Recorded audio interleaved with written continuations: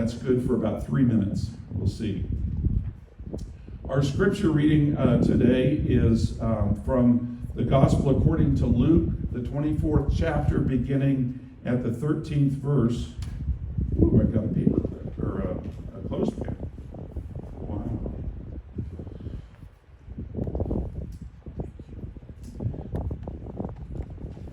And Luke tells us, now on that same day, 2 of them were going to a village called Emmaus, about 7 miles from Jerusalem, and talking with each other about these things that had happened. While they were talking and discussing, Jesus himself came near and went with them, but their eyes were kept from recognizing him. And he said to them, What are you discussing with each other while you walk along? They stood still, looking sad, and then one of them, whose name was Cleopas, answered him, Are you the only stranger in Jerusalem who does not know the things that have taken place there in these days? He asked them, What things? They replied, The things about Jesus of Nazareth, who was a prophet, mighty in deed and word before God and all the people, and how our chief priests and leaders handed him over to be condemned to death and crucified him. But we had hoped that he was the one to redeem Israel. Yes, and besides all this, it's now the 3rd day since these things took place. Moreover, some women of our group astounded us. They were at the tomb early this morning, and when they did not find the body there, they came back and told us that indeed they had seen a vision of angels who said he was alive. Some of those who were with us went to the tomb and found it just as the women had said, but they did not see him. Then he said to them, Oh, how foolish you are, and slow of heart to believe all that the prophets have declared.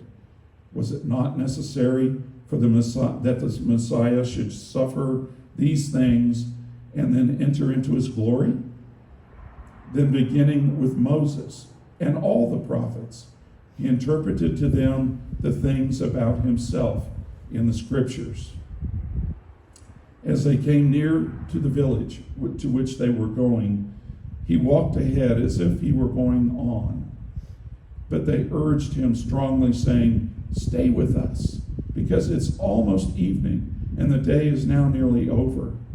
So he went in to stay with them. When he was at the table with them, he took bread, blessed and broke it, and gave it to them. Then their eyes were opened, and they recognized him, and he vanished from their sight. They said to each other, Were not our hearts burning within us while he was opening the scriptures to us? That same hour, they got up and returned to Jerusalem, and they found the 11 and their companions gathered together.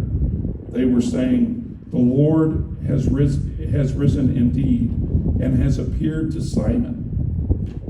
Then they told what had happened on the road, and how he had been made known to them in the breaking of the bread. This is the word of God for us, the people of God. Thanks be to God. Will you join me in prayer? Let the words of my mouth and the meditations of our hearts be acceptable in your sight, O Lord, our strength and our Redeemer. Amen.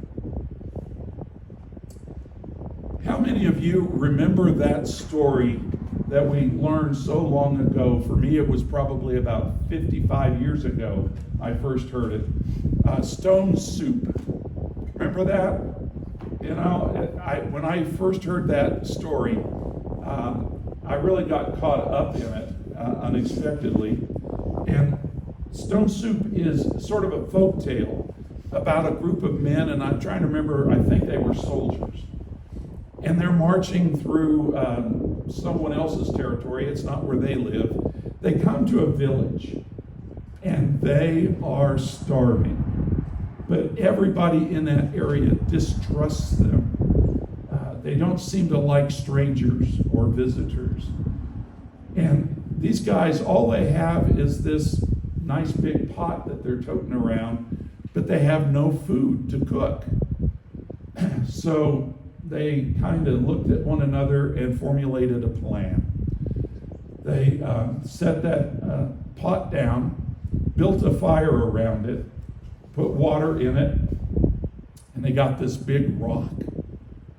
And they set the rock inside of the pot with the water boiling, and then they all sit around the fire watching the pot as it boils, and they're all rubbing their hands together and smacking their lips saying, "This is going to be the best batch ever." Finally, some of the townspeople come out one by one and look and say, "What the heck are you doing?" "We're making stone soup. It is the best tasting soup ever. If you'd like, you can stay and have some with us." And the first one said, "Well, I might like to try this." And they said, "But it could maybe use some carrots. Do you have any carrots?" So the person runs and grabs some carrots and comes back, throws them in, and they all sit around waiting. And another person pokes their head out and goes over and, "What are you doing?" And they say, "Well, we're making stone soup. It's delicious. You'll love it. We could use a couple of onions. Do you have any onions?" "Well, just a second, I'll go see." And the person ran in their house, got a couple of onions, came out, cut them up, threw them in, and sat down with them, and they're all anticipating. Another person runs out. "What are you doing?" "Same story, stone soup, come join us. By the way, it would be great if we had kind of like a beef bone or something to throw in. Do you have one of those?" "Yes, I do. I'll go get it." And you get the idea.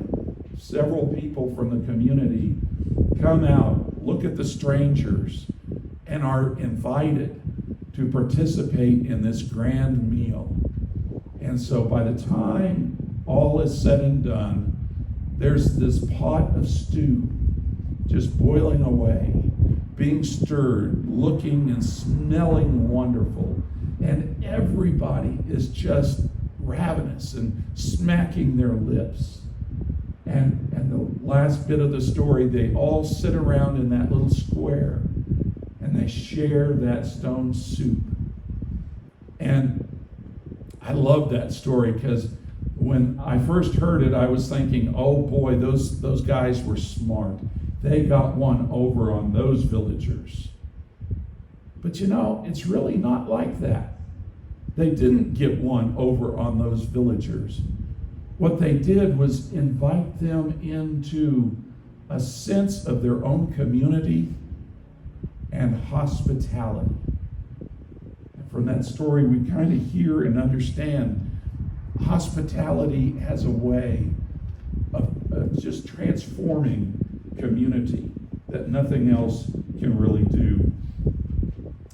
Now, we think about eating together and we think about community. Let's go back to the context here, because the Roman culture was all over in this area where those two disciples are walking and talking. And what they know and experience as hospitality and community are very different from those things that went on with the Roman occupiers. For the Roman occupiers, they had a whole different way of approaching food. Now, I know some of us have been approaching food a lot lately.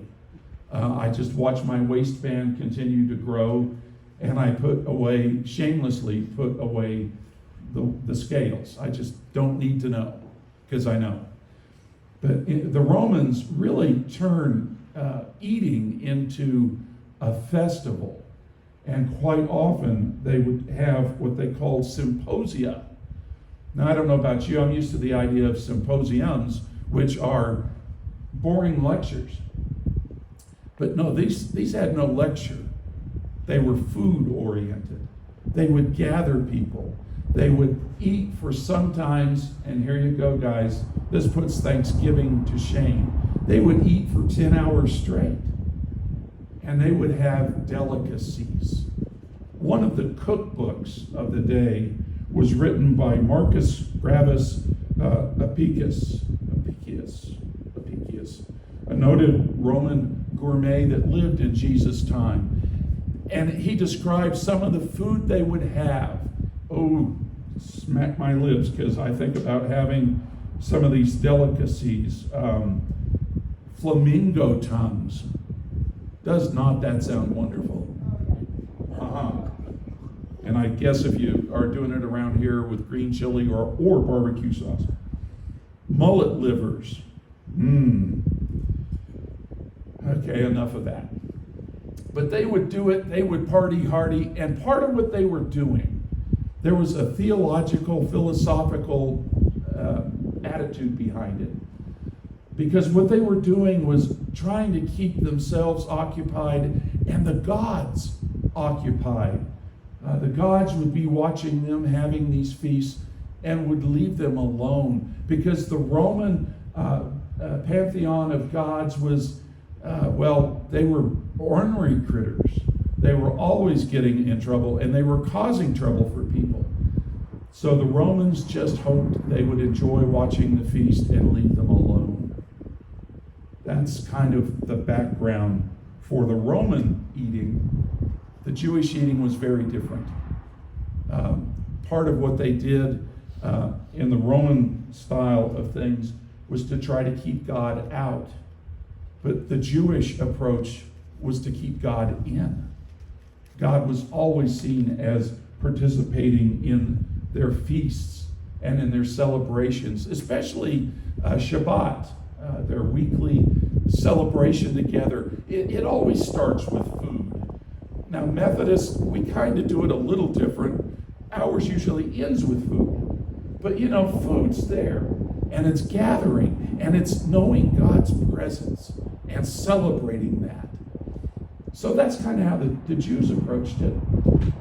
And another thing that goes with that, though, if that's how you look at fellowship, at community, at sharing at the table, then it matters who's there. It matters. So they began to have the idea, unless you're one of us, unless you are looking for God like we are, you shouldn't be at our table. Then we come to Jesus.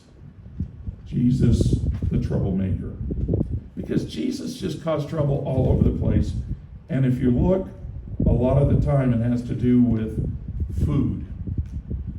He ate on fast days, the days you're supposed to be looking dour and depressed and morbid and hungry. He ate during those days. He ate with tax collectors. He called Zacchaeus down, who was a tax collector, administrator type. And not only did he call him down out of a tree because he was so hated he was afraid he'd be stabbed or something, he said, come down because I'm going to go eat with you today. He invited himself to lunch. It's a grand idea, isn't it? Anybody have plans after we eat here or worship here? I don't know.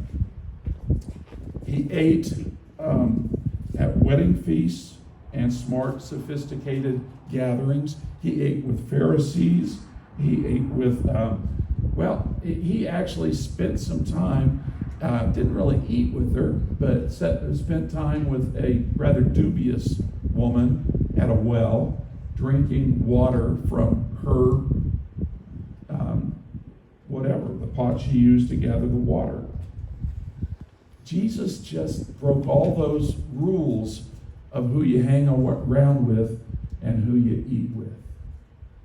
And then we come and we see how Jesus takes this opportunity after his resurrection to transform what community means. He encounters two disciples taking a short walk from Jerusalem to Emmaus. And they said it's about 7 miles. Well, I don't know about you, it takes me a while anymore to walk 7 miles. But they're walking along and they're talking. These two, Cleopas and his companion. And Jesus somehow just kind of shows up and starts walking along with them. And he asks, "What are you talking about?" Now, did you notice that they say they're talking about Jesus of Nazareth, a prophet in deed and word among God and the people? A prophet. That's important. And as they walk along, he says, "Well, what things about this Jesus?" Well, we had hoped he was going to be the Messiah. But, the chief priests got him, other folks crucified him. And not only that, but that was 3 days ago. But this morning, some of the women went to the tomb, and he wasn't there. And they were told by angels, he's risen. And we just don't know what to do. And they just keep walking along. Now, you would think a part of what they said was, are you the only one in this whole town that doesn't know what's going on? I got to thinking, it'd be like if you were really a bad person, this is for the camera, and went to the grocery store to get some food and walk in and see all these people with masks. And you say, why do all these people have masks? It's that kind of thing. This was so obvious. It was the most obvious thing ever, what was going on. Jesus had been crucified. And now they're trying to figure out what that means. And so he gives them a history lesson of their own family tree. We're told that he starts talking about Moses and all of the prophets. And then he's the one that says, didn't you know that the Messiah must suffer and die and come to his own glory? Interesting. And when they get to Emmaus, when they get to the hut, house, whatever they're staying in, Jesus acts like he's going to keep going. And they still don't know who he is, but they say, come in and join us. It's starting to get dark. And so he does. He goes in, he sits at the table, and without another word, without an invitation, he picks up the bread, he blesses it, he breaks it, and they realize it's Jesus. And what they had heard that morning was true. And Jesus, as he sat with those two disciples, transforms the entire meaning of community. He doesn't talk about or live like a God that wants to keep people at distance. He wants to be in their midst. And there is nothing more human than gathering at a table with people that we love and sharing a meal. One day, we'll be doing that again. For now, the gatherings are smaller, but we keep one another in our hearts. When they recognize that it was Jesus, we're told he just disappears. And that's because he can't sit there at their one table forever. Things have to be done. Those two who were tired and confused before now get up and race back to Jerusalem, back to where the 11 disciples are, and back to tell them their good news. And then they get their own good news. Simon has seen Jesus. Simon Peter, he has seen Jesus. And then they say, and so did we. Here's what happened. This is what we do. We gather. Christ transforms any gathering if we're there because of him. If we're open to seeing him and knowing his presence, he transforms that gathering into a community, a whole new thing, something unlike any other thing we could come up with. Nothing like the Romans, a little more like the Jews, but this gathering in community is for all who encounter this risen Christ or want to. I mean, think about it. This happens at the table. He didn't check them out to make sure they were worthy disciples and followers. He just took the bread, the body of Christ. He broke it. And they saw him. What do we see today?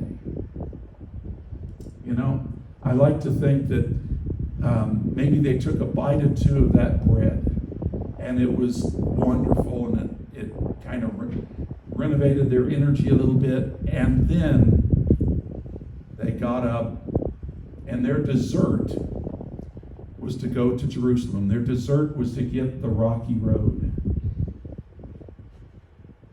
Okay, not even a honk or a complaint or anything. They got a little rocky road for dessert, but the real dessert was to be sharing with the other disciples. We've seen the Lord.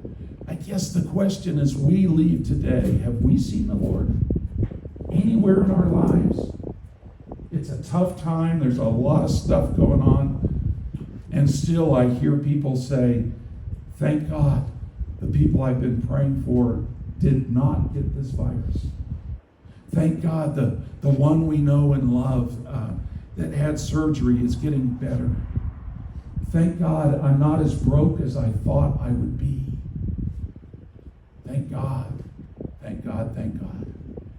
There's so many things to thank God for, and to know that the risen Christ is with us. So today we celebrate that. We affirm that. Let's move to